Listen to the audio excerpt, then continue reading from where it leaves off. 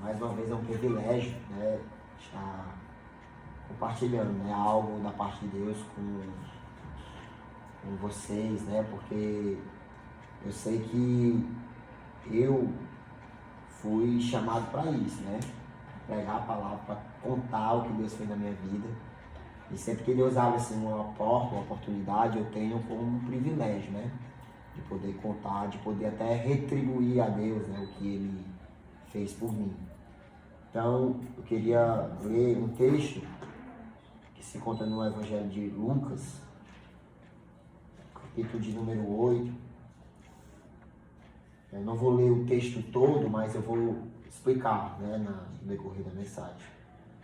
Lucas capítulo 8, verso de número 35 em diante, diz assim: Então saíram para ver o que tinha acontecido e vieram ter com Jesus. Acharam então o homem de que havia saído os demônios, vestido e em seu perfeito juízo, assentado aos pés de Jesus, e temeram.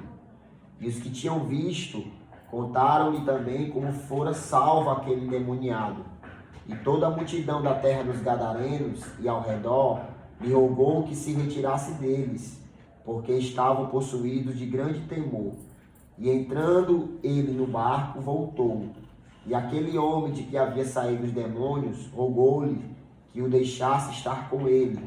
Mas Jesus o despediu, dizendo: Torna para a tua casa e conta quão grandes coisas te fez Deus.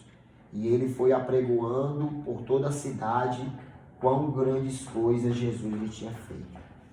Essa história é o relato, né, da história de um homem, de que a Bíblia diz que ele estava possesso, né, de muitos demônios. A Bíblia diz que quando Jesus pergunta o nome do homem, a resposta dele foi legião, porque havia entrado neles muitos demônios. A palavra legião, ela significa 6.000 soldados, né? Então, aquele homem estava possesso de muitos demônios. E a Bíblia diz que ele não morava mais na sua casa, ele morava nos cemitérios, ele não andava vestido, ele era agressivo. A Bíblia diz que quando passava pessoas perto do cemitério onde ele habitava, ele avançava, ele agredia as pessoas. A Bíblia diz que nem a polícia conseguia prender aquele homem, porque ele quebrava as cadeias, as algemas, e fugia. Ou seja, era um homem totalmente louco, né? Totalmente fora de si. E certamente as pessoas, olhando a situação daquele homem, via como alguém que era irrecuperável, né? Via como alguém que não tinha mais jeito, não tinha mais solução, que a vida daquele homem ia ser aquela até o último dia da vida, até ele morrer, né? E não tinha mais como ele ser, né, uma pessoa normal, ou conviver na sociedade como uma pessoa normal. Mas a Bíblia diz que Jesus, ele estava em outro lugar, né, longe daquela cidade de Gadara, mas ele chamou os discípulos e foi até essa cidade. E a Bíblia diz que no trajeto que ele estava, do lugar onde ele estava até Gadara, a Bíblia diz que se levantou uma tempestade, né, no lago, a ponto de o barco se encher de água, os discípulos acharam que o barco ia afundar, mas Jesus acalmou a tempestade. E apesar da Bíblia não dizer, eu acredito que aquela tempestade foi levantada pelo próprio diabo, porque eles não queriam que Jesus chegasse até Gadara. Porque aquele homem, a qual estava possesso de demônios, certamente o diabo sabia que se porventura ele tivesse um encontro com Jesus, ele seria liberto, né?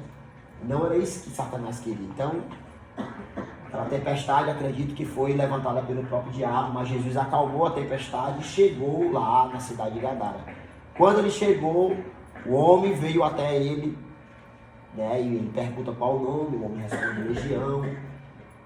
E por fim ele manda que os demônios que estavam naquele homem saíssem dele. Quando os demônios saíram, o homem se tornou uma nova criatura, né? Ele já não era mais aquele homem agressivo, já não era mais aquele homem que andava nu, Já não era mais aquele homem louco, fora de si. Não, agora a Bíblia diz que ele estava sentado aos pés de Jesus, vestido em seu perfeito juízo. E o mais interessante dessa história, né, é que a Bíblia diz que Jesus liberta o homem, volta para o barco e vai embora. Ou seja, ele não pregou para ninguém ali, ele não fez nenhum milagre ali, ele foi lá só por causa daquele homem. E aí a Bíblia diz que o homem pede para ir embora com Jesus, né? Só que Jesus fala para ele, não, volta para tua casa e conta quão grandes coisas te fez Deus. E a Bíblia diz que ele foi não só para a casa dele, mas por toda a região de Decápolis, que era 10 cidades, pregando e dizendo quão grandes coisas Jesus tinha feito na sua vida. Essa história, ela se repete hoje, nos dias de hoje. E é a história da minha vida e a história da vida de muitos outros, né? Por quê? Porque antes de eu conhecer Jesus, antes de eu ter um encontro com Jesus, eu era como este homem, né? Eu, desde a minha infância, eu sempre fui essas crianças soltas na rua, minha mãe e meu pai não tinham muito controle sobre mim. E eu me envolvi, né, com pessoas que não devia, frequentei lugares que não devia. E com 13 para 14 anos eu já estava inserido, né, no meio da marginalidade. Com pouco tempo depois eu comecei a vender droga. Com pouco tempo depois eu me tornei o maior traficante do bairro onde eu moro. Eu abastecia todos os traficantes do bairro onde eu moro. Eu me tornei o chefe da gangue do bairro onde eu moro. Eu alugava armas, eu comprava roubos, eu mandava espancar quem eu não gostava, ou quem fazia alguma coisa que eu não gostasse. E me faltaria tempo aqui para contar as atrocidades que eu fiz, né, nesse período. E para os olhos da sociedade eu também era alguém irrecuperável. Eu era alguém, como muitos dizem, né, para pessoas que vivem nessa vida, que o meu fim é ser a cadeia ou o cemitério. É assim que a gente ouve muita gente falar, né? Você está na vida do crime, o final é a cadeia ou o cemitério. E dos 13 até os 24 anos, foram 11 anos, né, que eu vivi essa vida. A Bíblia diz que nem a polícia conseguia prender esse homem, né? Porque ele arrebentava com as cadeias, os grilhões e fugia. Na minha vida, não porque eu arrebentava as cadeias ou os grilhões, mas porque eu pagava semanalmente a polícia para poder ficar vendendo droga, para poder ficar gerenciando, né? E durante esses 11 anos foi muita coisa que aconteceu, né? E às vezes a gente para pensar assim, né? Por que essas pessoas vão presas e saem de lá às vezes pior? Por que muitas das vezes leva tiro e não sai? Por que muitas das vezes apanha e não sai? Porque tudo isso são métodos naturais, e métodos naturais não resolvem. Quem resolve de fato é algo sobrenatural. Quem mudou a vida desse homem aqui foi algo sobrenatural. E na minha vida da mesma maneira. Já passei por tudo isso, já fui preso, já apanhei, já sofri acidente nessa vida errada, mas nada disso mudou a minha vida, nada disso mudou. Pelo contrário, eu ia de mal a pior. Mas no dia 11 de setembro de 2011, né, para a glória de Deus, vai fazer 12 anos esse ano, eu tive um encontro com Jesus, como esse homem que teve, né?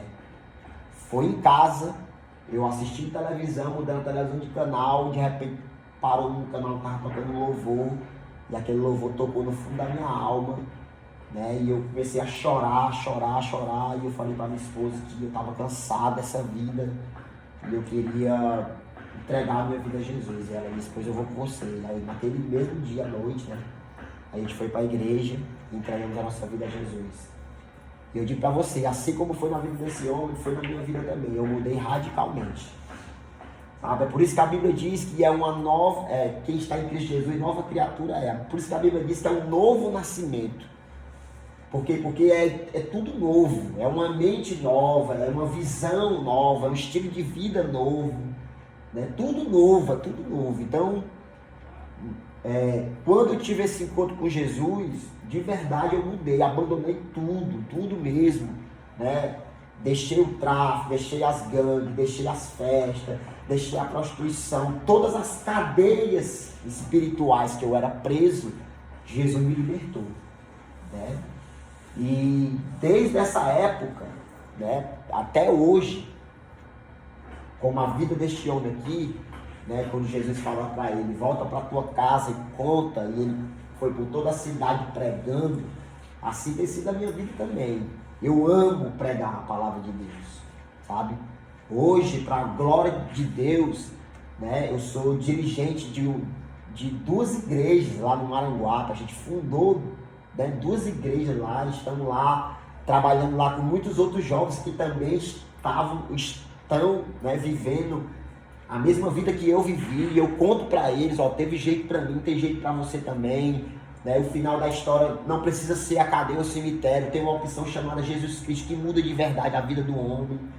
E para a glória de Deus, muitos outros gadarenos, né, também têm sido encontrados, restaurados, né? Muitos outros homens que também têm vivido uma vida como esta, né, de droga, de crimes, têm também entregado as suas vidas a Jesus e têm mudado de verdade, né? Então, esse trabalho, né, de pregar a palavra, de proclamar o Evangelho, né, na minha opinião, é o trabalho mais importante que há na face da terra. Eu sei que a Bíblia diz que o homem natural, ele não compreende as coisas do Espírito, né? Mas se, por exemplo, os governantes, né, entendessem isso e de fato quisessem ressocializar as pessoas, a maneira mais eficaz seria a pregação do Evangelho, né? Se deixassem entrar os crentes dentro do presídio para pregar o Evangelho, pode ter certeza que muitos de lá sairiam transformados, muitos de lá sairiam regenerados, sairiam uma nova criatura. Por quê? Porque é o método que é de fato eficaz. Como na vida deste homem aqui, o que fazia ele fazer tudo aquilo, que fazia ele ser aquela pessoa louca, que agredia, né, que andava nu, que era como era demônios que havia nele.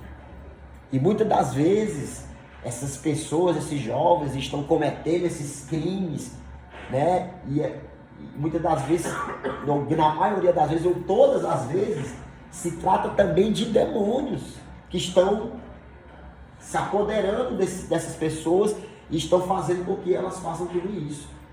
E nessa situação não há nenhum outro método que possa libertar elas, mas Jesus liberta. Jesus liberta e muda de verdade a vida do homem, muda de verdade, de fato faz ele se tornar uma nova criatura, né? E o que é interessante aqui na vida desse homem aqui da Bíblia, que Jesus manda ele começar pela casa dele, né? Vai para tua casa e conta. Aquele homem não morava mais em casa, ele morava nos cemitérios, mas ele tinha uma casa, ele tinha uma família.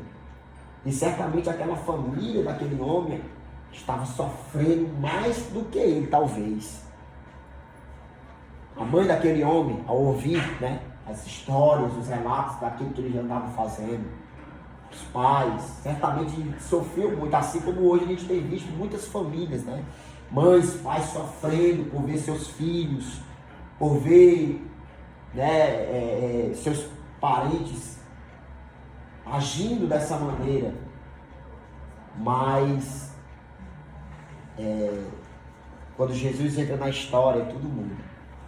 Eu digo para vocês também que da mesma maneira foi lá em casa, né? Meus pais, eles não eram crentes. Quando eles se converteram, eu já estava inserido. Mas eu tinha um pai e uma mãe que oravam por mim dia e noite. Orava e acreditava que de fato Jesus poderia mudar a minha vida.